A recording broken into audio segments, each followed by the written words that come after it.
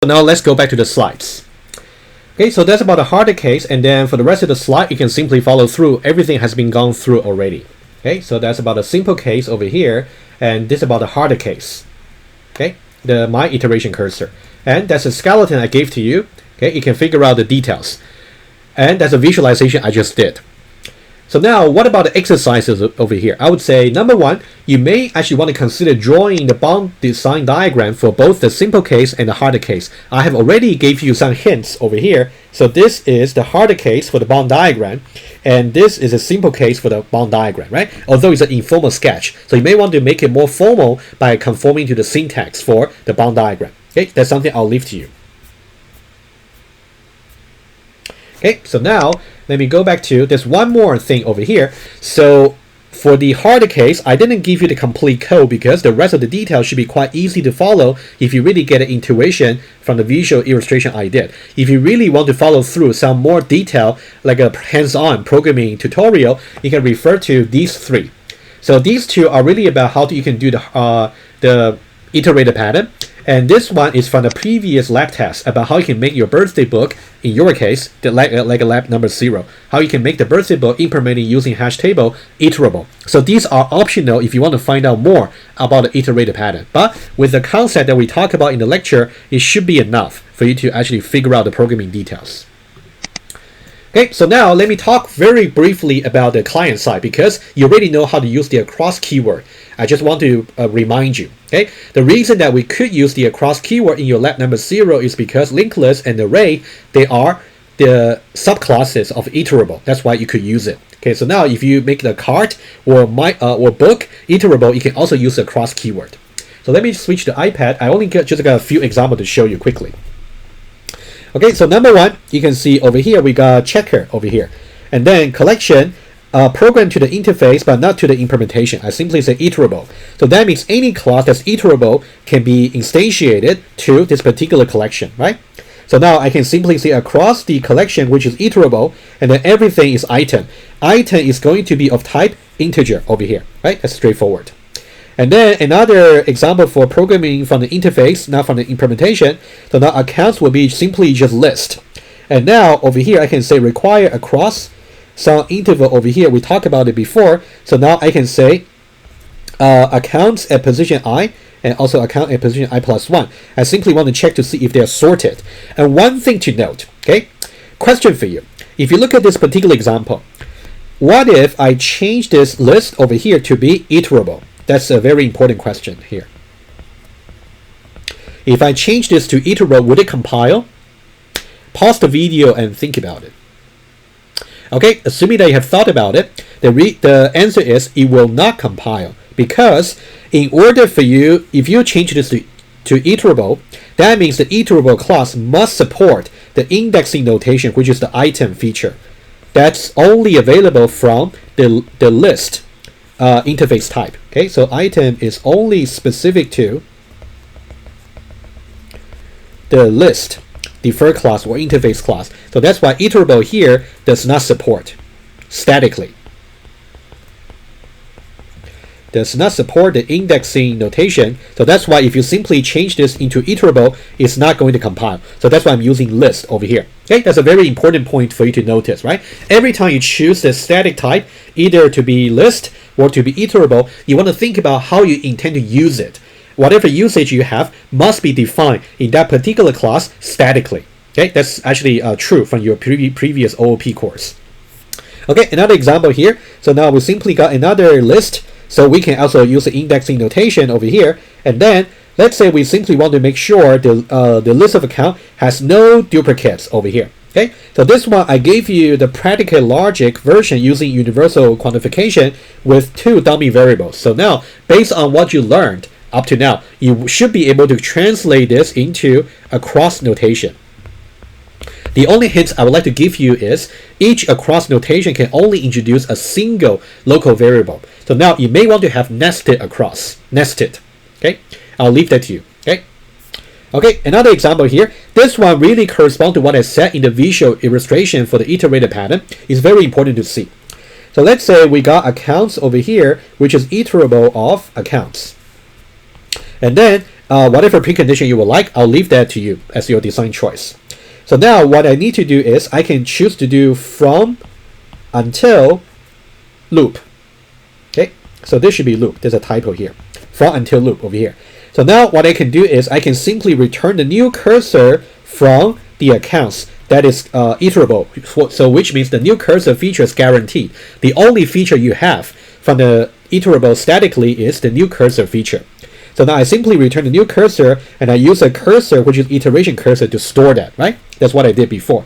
And then I can simply use now features such as item and also fourth and also after. So these are all the features that's really available to you when you use the iteration cursor class. This is one way to do it. You can simply use a from until loop if you want to operate at the level of iteration cursor. So I would say use from until loop if you wish to work with an iteration cursor. However, if you only want to work with at the level of iterable, in that case, it can be slightly simpler, but depends on what you need, really.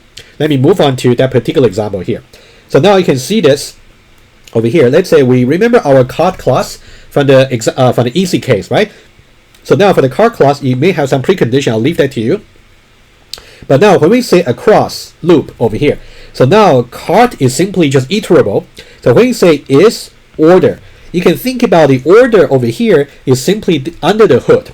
There is some local iteration cursor. Let me just call it IC under the hood. You don't need to do that yourself. It's implicit. It's assigned to card, which is iterable dot new cursor. And then you can think about the order over here is simply just IC dot item over here. And then every time when you say order over here, it's like IC dot item dot price. And then this will be IC dot item dot quantity, right?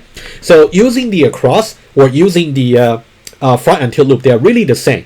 It's just a matter of which level do you want to work with. If you want to work with the iteration cursor, in which case you gotta use the cursor operation like item, after, and also forth. If you want to use the cross loop, like over here, you don't need to use them anymore. Termination is always guaranteed. So you can think about implicitly, right? It's really like an IC dot forth as well. It's always going to move forward. And also implicitly, there is also an exit condition to say until IC dot after. So you can really choose whether you want to use a cross or you want to use from until loop. They are really doing the same thing. They're just making use of the iterator design pattern. Okay, so now let's do one more over here. I think this one is similar. So let's say we also got a bank over here, and then we got preconditions up to you. We want to figure out what's the maximum balance over here. So what I can do is I can also do a cross loop, but now this time I simply across the accounts over here. So every element is an account, ACC, right? It's simply going to correspond to over here the account object here, which is list of account, right? And they're going to use a loop over here, and then just do the normal thing, really. So this one is nothing special. So the main thing for you to notice is I'm trying to say across some iterable objects, and every item I can retrieve will be just an account. Okay. So these are just different example over here, and there will be another question for you, which we talked about already. Can I simply change over here, rather than list over here, can I simply change that to iterable? Okay, so it will be a very similar answer as before. I'll leave that to you to see if that's possible or not. Okay, let me go back to okay, that's about everything. I would like to talk about the supplier and also clients for the iterator pattern. So for the client side, I think the most important part is really for you to distinguish between either you use the from until loop or you use the across loop. And in the case of the from until loop, you're really working with the iteration cursor, not iterable. On the other hand, if you're working with the across loop, you're really working with the iterable, not the iteration cursor. You gotta be careful with the technical details. Okay, finally, I would like to end the lecture by giving you one exercise to do. Let me say this, okay? I'll leave the exercise over here, and I'll also post the PDF version as well on the lectures page. Let me just tell you what the exercise is about. So this particular hierarchy over here is really illustrating the iterator pattern, right? So we have iterable G, we got iteration cursor also G, and we got one class, let's call database, which is GH. We got my iteration cursor M and N. By the way, it doesn't have to be called G and H always. It can be M and N as well. Okay. So now, and also we got one client class, which is like a test. That one there, just a Boolean query test. And then over here, we got DB, and then we instantiate the database to be string and integer. And then we got some tuples, which is linked list of tuple, integer, string, and etc. Okay. You should really study every class in detail over here. Okay. All the classes here: client supplier, client supplier, client supplier, inheritance, and inheritance. Okay, so now what's the question?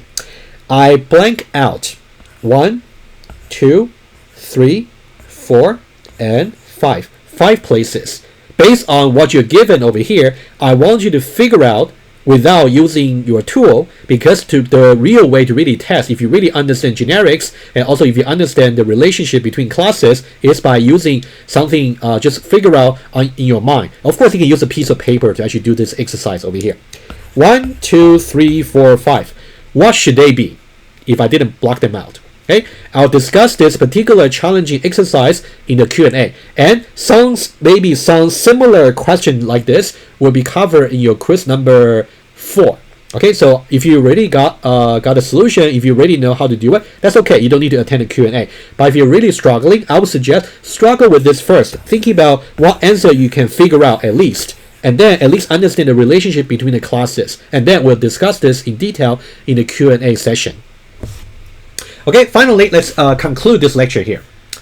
If I go back to the slides and we talk about client side, we gave you all the, you can also read it over. It's just about the programming from the interface, not from the implementation principle. We talked about them already many times.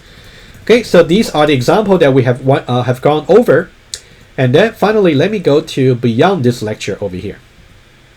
Okay, so we got tutorial videos on the iterator pattern, especially for the harder case. If you really cannot figure out the final 5 to 10% of the code, you can maybe refer to the tutorial video. That'll give you a very detailed walkthrough of the reasoning over there. And then the exercise I just gave to you over here, so I would suggest you try to do it. It's going to be a very valuable experience for you to really work out the relationship between multiple classes and how you can instantiate generic parameter. It's a very challenging but rewarding experience for you. Okay, so that's about this lecture here, and then stay tuned and then post your question on the Google Doc, and then I'll see you in the Q&A session.